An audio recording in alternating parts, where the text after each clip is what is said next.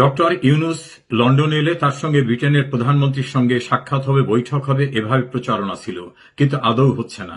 জানা গেছে ব্রিটেনের প্রধানমন্ত্রীর কার্যালয় থেকে এ জাতীয় কোনো শিডিউলে আদৌ দেওয়া হয়নি।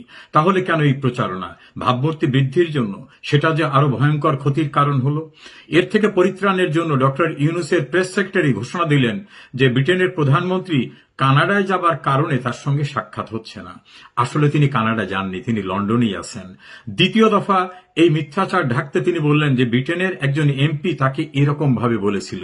প্রশ্ন উঠেছে, একটি সরকার প্রধান আরেকটি সরকার প্রধানের দেশে আসার পরে তার সঙ্গে যদি শিডিউল থাকে তিনি দেখা করবেন না, এমন শিষ্টাচারহীন অবস্থা ব্রিটেনে কখনোই ছিল না, এখনো নাই।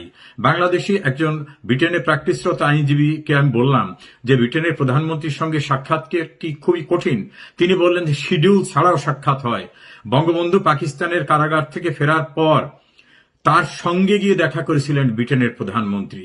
সিলেটের মেয়র আনোয়ারুজ্জামান চৌধুরীর সঙ্গে দেখা করেন ব্রিটেনের প্রধানমন্ত্রী। বাংলাদেশের প্রধানমন্ত্রী শেখ হাসিনার সামনে হাঁটু গেড়ে বসে তৎকালীন ব্রিটেনের প্রধানমন্ত্রী ঋষি সুনাক দেখা করেছেন, কথা বলেছেন। যেখানে দেখা করা দরকার, যেখানে কথা বলা দরকার, সেখানে তারা বলে।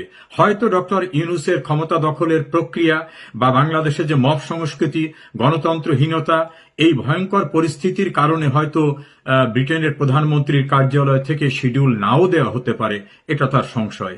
আর একটা বিষয় আমরা লক্ষ্য করলাম, যে হোটেলটিতে তারা উঠেছেন সেখানে হাজার হাজার বাঙালির তীব্র ক্ষোভের কারণে হোটেলের সামনের দিক থেকে তারা বের হতে পারতেছে না, ডক্টর ইউনূস এবং অন্যান্যরা। দৈব চক্রে ডক্টর ইউনূসের প্রেস সেক্রেটারি এবং আরো কিছু কর্মকর্তা সামনে এসেছিলেন। তাদেরকে হাজার হাজার প্রবাসীরা ডাস্টবিন শফিক সহ অশ্রাব্য ভাষায় গালিগালাজ করছেন।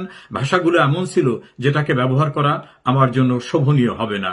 আর একটি ডাস্টবিনের দুই প্রান্তে দুটো ছবি, এক প্রান্তে ডক্টর ইউনূসের, আর এক প্রান্তে শফিকের। সেই ডাস্টবিনে সবাই থুতু ছুটছে, ময়লা ফেলছে এবং শফিককে গালিগালাজ করছে। আরেকটি গাড়ি ঘুরছিল, সেই গাড়িটিতে নিয়ন সাইনে সেট করা ছিল অং সান সুকি এবং ডক্টর ইউনূসের ছবি। নানা রকম স্লোগান নিয়ন সাইনে বারবার ভেসে উঠছিল যে এই দুই নোবেল লরিয়েট দুইটি দেশকে কিভাবে ধ্বংস করছে। তাদের বিরুদ্ধে তীব্র ক্ষোভের প্রকাশ ঘটছিল। এইভাবে তাদেরকে ক্ষোভ প্রকাশ করে প্রবাসীরা তাদের অবস্থা জানান দেয়। বাংলাদেশি আইনজীবী আমাকে বললেন, বাংলাদেশে মানুষ তো ক্ষোভ প্রকাশ করতে পারছে না, কারণ সেখানে নির্যাতন চলছে। প্রায় 100-র উপরে এমপি কারাগারে, প্রায় 38 জন মন্ত্রী কারাগারে এবং প্রায় 3,61,000 রাজনৈতিক নেতাকর্মী কারাগারে। প্রবাসীরা অন্তত কারাগারে যাবে না, তারা ক্ষোভ শুরু করেছে। এই ক্ষোভ প্রচারিত হয়ে যাবে, প্রসারিত হয়ে যাবে বাংলাদেশেও।